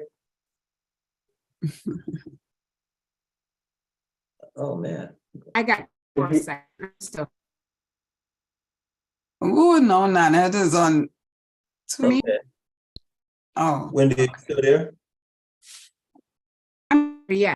There she goes. Okay, there she goes. I can't see you. Oh, there you go. Yeah. You're kind of frozen, I think. Or is that me? Am I frozen? I'm frozen. I can't see you. Is, but I can hear you though. At all. Well, I can't see you all at all. So since I can, I think now would be a good time for debut. Can you unmute yourself, Wendy? No, nobody. Wendy, unmute yourself. Huh. Yeah, we kind of lost it. I don't know. Mine's been acting up too. I don't know. Can you hear me, Nanette? Can you hear me? Yeah, I hear you. Okay, real good. You see me? Okay. Lazille, can you see me and hear me? Yeah. Okay. Well, listen, while Wendy's getting it together, why don't you go on and read your piece and then we'll have Wendy come in. Did you read? You didn't read yet? Okay, let me just get it. I just pull it up. Yeah, and then we'll have Wendy read. All right. Did you have anything you want to do tonight, Nanette? No, it's so short of the time. Okay. Oh, you sound good now. You're not. I don't know what I did. I pushed the X button up there and I maybe deleted one of them or something. Okay, cool. All right. Go ahead, Lazille. All right. This poem, which I just not too long and that's right. I was trying to write it quick before I got on. Okay. It's called As We Remember. As We Remember. Okay. Black History Month. We are Black History Month. Mothers, fathers, sons, and daughters. We are the kings and queens that was birthed and resurrected from the dust, from slavery, the unfolded truth that burned in our hearts, our minds with tears as we remember. As we remember the bridges, it didn't break. It stood strong and held us up because it wanted the marching feet that never got tired of making a statement, cross that bridge. Feet that ran, was swift to move, was ready for action. As we remember. As we remember the hands that held tightly together, arm in arm, singing and praising God to set us free. Shouts of hallelujah and amen with voices that created a stir, that changed the atmosphere and made a mark in history. Freedom as the bells rang in the churches, the only place of refuge as it was burnt to the ground. As we remember. As we remember, standing strong, we didn't belong on a bus, whether front or back, because we were Black. That's a fact. As we remember. As we remember, having a dream was in the making. It was hope, it was promise for a better tomorrow, but all we got was sorrow. As we remember What was formed and built from voices that spoke and left their mark? Do we give up? Do we play dead to injustice? The journey now starts. It's up to us to finish it. Finish the speech, finish the walk, and finish the dream as we remember. All right. Good. That's a good piece. Yeah, thank you. I've been thinking about Lizelle, though. I was wondering what happened with that incident, though. Well, so far, nothing. I haven't seen. Oh. Yeah, good. Okay. I'm yet to start the podcast, but I'm not sure how to maneuver it as yet, but I'll get it done. Well, we'll talk again too. I'm glad Lynette brought that up. Thank you. Yeah. So, Wendy, no cherry on yet. I know you have a piece now. Okay. Yes, can you hear me? Yeah. Yes. Okay. This is called Writing the Vision, and it is the poem that Pastor Goodman was talking about. It's inspired by the book of Habakkuk. Do you say Habakkuk or Habakkuk? I say all kinds of things, but Habakkuk is close to what I say. Are you talking about a chapter in the Bible? Yes. The book. Yeah. Habakkuk. Yeah, I hear people say Habakkuk, Habakkuk. I say Habakkuk, but I wanted to say it right. It's my favorite. It's my favorite book in the Bible. Okay. So this is called Writing the Vision, and it's inspired by the book of Habakkuk. Like the sweat that poured as blood from his veins in the Garden of Gethsemane, my visions and my questions turn to words and run through my veins and out of my fingertips until poems form and susceptibility pours onto my page as the best of me. I have questions, and my questions have questions. While I know that you are all seeing, all knowing, and you hold all power in your hand, my thinking is limited and my thoughts can't reach your thoughts, but I can't help but wonder, why? Why the suffering? There are oceans filled with our tears and mixed with our blood. You parted that sea before, and how? How can people be so hateful? How is it that a people created in your image, beings built to love and built to be loved, how can we cut each other down like grass left to wither? We are operating in a spirit of fear. I just need to know, does our heightened alert status reach on high? Do my questions warrant answers? And yet I see your glory. I see your miracles daily. I would be remiss if I didn't wonder, have I strayed too far from you? I know that you reject and rebuke the filth and squalor that we've created. I just have to know, what happened to our story? What price did we get for our pride? Can a freedom that you paid the ultimate price for be pawned and redeemed? How did we lose its value? Have we wagered our birthright? Can your manna not fall from heaven for us again?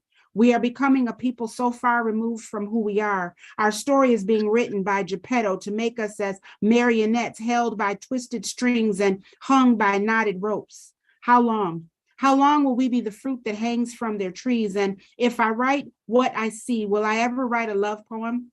Will things ever get better? My pages are filled with emptiness. My people are empty vessels filled with empty promises and are void of your vision.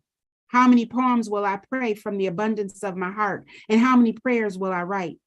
How many times will I write of things as though they were real? I can write the vision, but you are the artist. You provide the scenery and the subject. Disharmony lends its color to my ink. Confusion and distress intertwine themselves as parchment for my poems. I can make it plain. I can write the brutal truth, or the truth that I see from the depths of my soul. My poems are my platform. My words are a podium giving meaning to a message beyond my comprehension, from a place of purity that I can only hope to see. With clarity, I can write your message. A broken people with division amongst them can run in the same direction, but they will never be whole. Your vision tarries and we are waiting. Hope has escaped us and our spirits tire. I know your word to be infallible and true, but between ascension, deceit, hopelessness, and the trickery of this world, waiting on a vision that we can't see is hard for a people that have been what we've been through. I will sit on high and write. I will sit on high and write. I will speak from my heart. If you give me the words, I'll write for healing. I'll use my pen as an instrument of change. I'll write of hope for the hopeless and of abundance for those in need. You are the true poet from on high. Give me your words to engrave in my heart and publish to your people. I will write. Draw me near that your vision may be clear to me. I will write. Show me the vision and I will transcribe. Let my pen be dipped in truth that they may see you. And though your vision may tarry, let us not be fatigued in our anticipation. Let my words flow from heart to heart. If you give me the poem, if you grant me the favor of vision, I will write. I will sit on high and speak from my heart. I will make it plain and write the truth. And though the vision is for an appointed time and it tarries, we will wait. We will labor for it. We know it will come and it will not lie. Go ahead. Wow. Masterful. Very nice. Thank you. Yeah. Very nice. Good stuff. Yeah, very Beautiful. Hey, Nate, can I just share this? Please. I was over at Capital City Church tonight at 7 o'clock. Yeah. And they had an invitation for the singles to come. Okay. And the married ladies and any single person. Well, it was a couple men there too. And they washed our feet. And they had chocolate strawberries and cupcakes and stuff for us and a flower. The pastor gave us a white flower when we went in. But that was the most beautiful spiritual service. I never had my feet washed before. Yeah.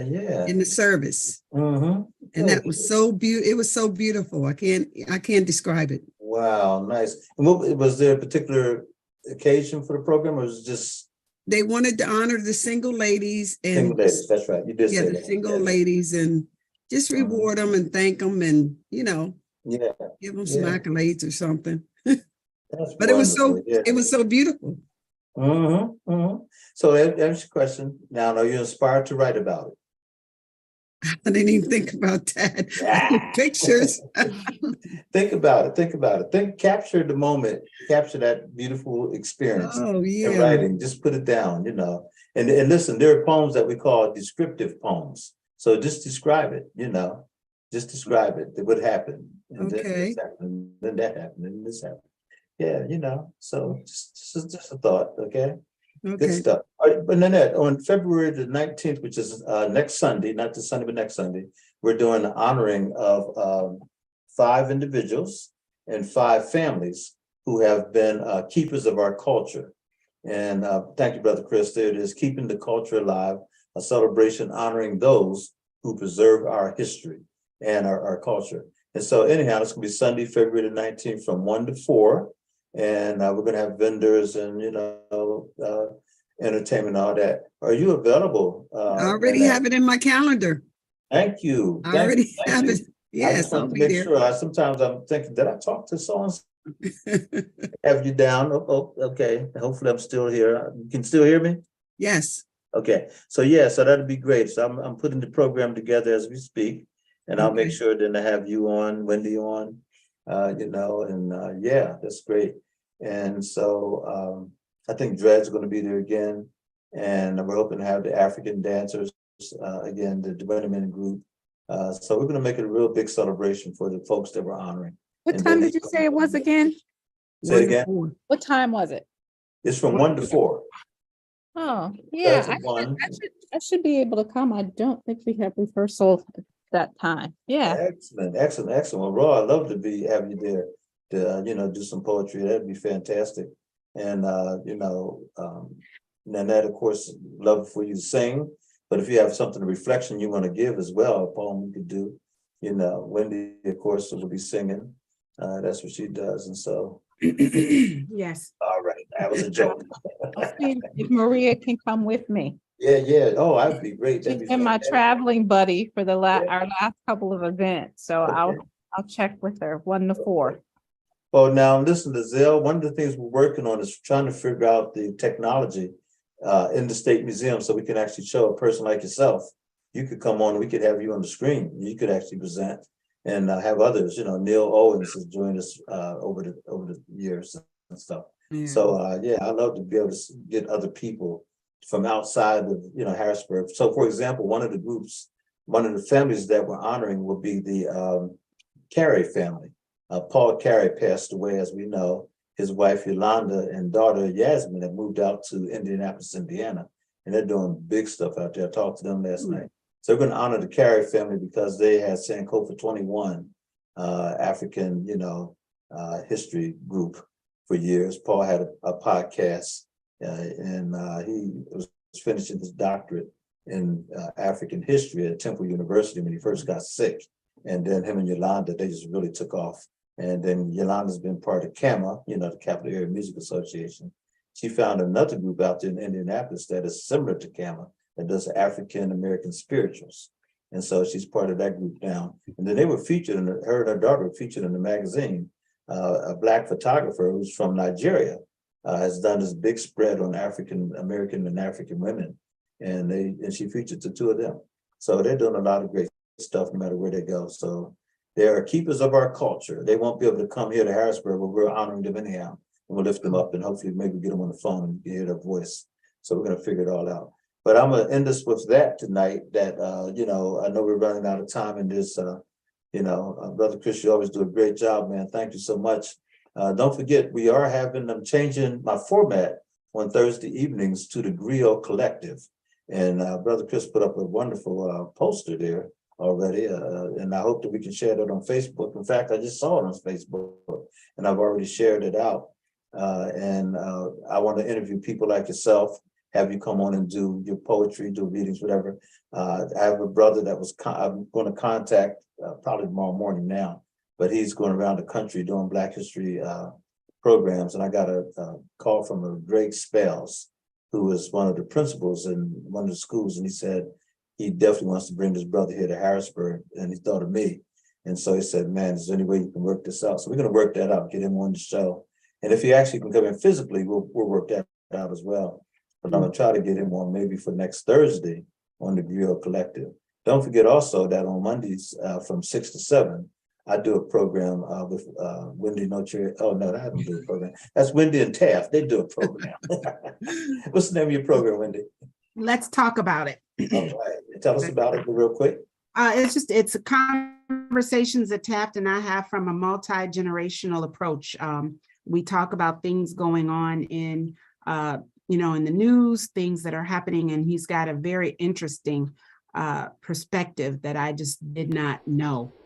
Starting out, I didn't know he was paying attention to these things. Right on. It's a good show, y'all. You keep it fun, you keep it informative. Thank you so much for what you're doing. And Azelle, one of the things I want to say to you is that I would love to get you to I'll do some programs with you. And then of course you can always use that on Facebook, whatever, Instagram, the whole bit.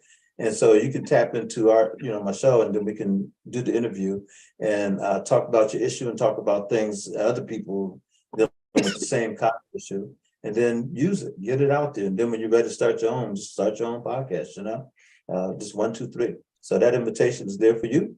And, and Dr. Dan Snowden, you still there? Yes, sir. I am. Hope to see you on the 19th. Are you going to be around? Yes.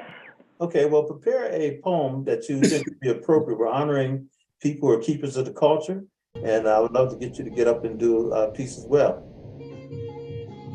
Hey, sure. Excellent, excellent. Okay. Well, listen, everybody, thank you so much. I appreciate you all. Good seeing you, and hope to see you next Friday. Wait a minute. How many Eagle fans do we have? I put both hands up. That one right here. Up. Yeah, even Wendy's an Eagle fan. She's checking here. Yes. Listen, I hope the Eagles win. If they lose, y'all won't see me next Friday, okay? I'll be somewhere in the desert. Hey, look, y'all have a good night. Whitrow, thank you so much. Wendy, Azelle, Nanette, Dan. Have a good night. Yeah, it was a good show. Y'all be blessed. Hey, listen, everybody, do me a favor, share this on your media outlets, okay? Sure. Be sure and like it and share, okay?